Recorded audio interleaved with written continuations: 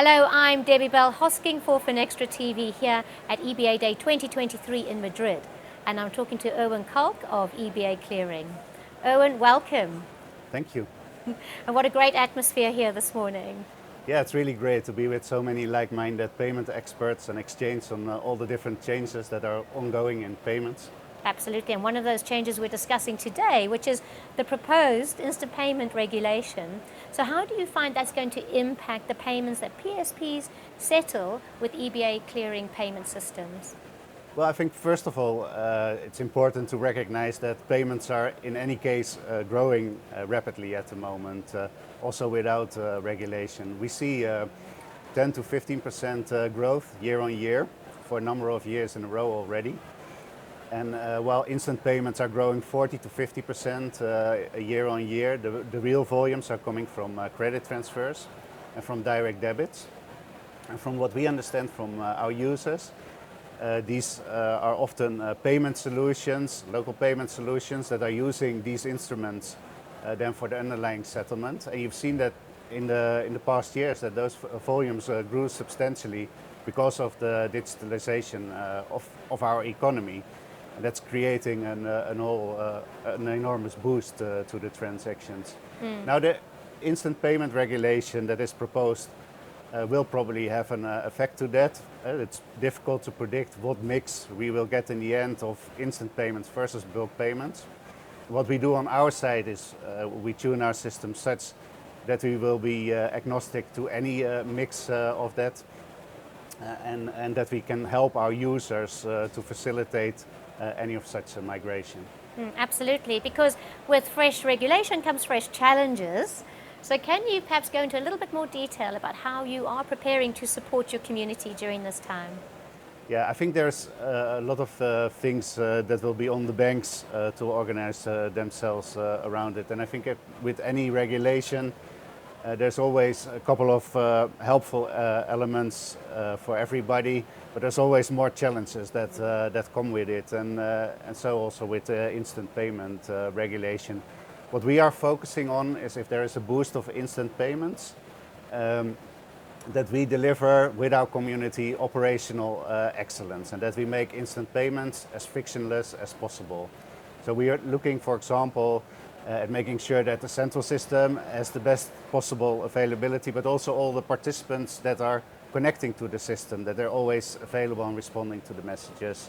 And together with the users, we're also looking at how we can get the rejection rates as low as possible, the speed of processing as fast as possible, and that we can also make sure that end-to-end there are no congestions when volumes start to increase. So that will be key points for us to focus on.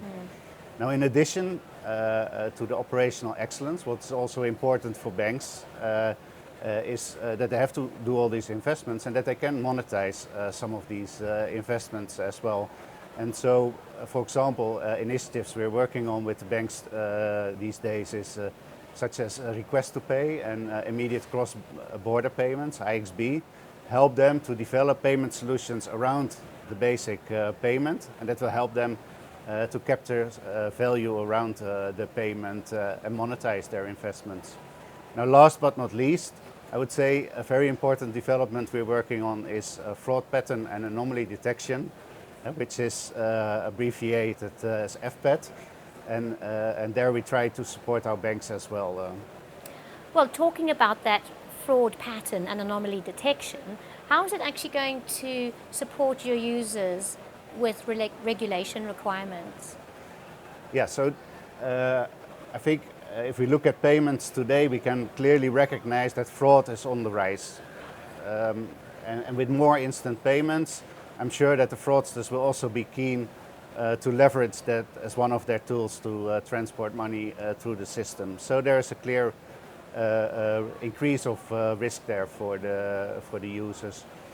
Another important element to recognize, I believe, is that you see that regulators are more and more pushing the responsibility of the fraud losses on the banks. So there's a cause for action. Banks are doing what they can, and they have a very detailed view of what their customers are doing. and we don't have that much of an information on each transaction. But what we can see is patterns across the network. And I think there we can really add a value for our users. So if you look at, for example, a payment that's made by a bank's customer that is going to a beneficiary, and if a very similar payment was made by another bank just hours ago, and that's being recalled for recent code fraud, that is very valuable information for that particular bank. So that's a simple example of a pattern that we can detect and make available to our users that can help them to fight fraud. So this is one of the things that we're working on. A really important element to that, to detect those patterns, is a combination of IBANs and names of the beneficiary. And if we make that available as well, then we can help our banks to do all kind of validations after, but also before the transaction, to be able to reduce fraud. Now this is a huge industry development that we're doing together with the banks at the moment. And we've just announced yesterday at our shareholder meeting that we're kicking off now the analytical pilot, where there's a number of voluntary banks that are actually engaging with us, looking at the data of recent months and see what patterns we can detect there.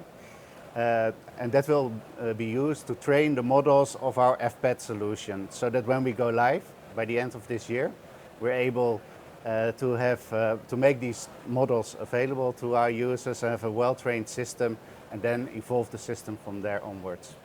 So we think that will be a really important development to help our users with the ramp up of instant payments and to mitigate the risks that come with those, especially in light of a regulation that will push for more instant payments. And I think it will be interesting to learn about this analytical pilot perhaps just further down the line, and to see what developments and patterns you have found indeed. So Owen, thank you so much for joining us. Thank you.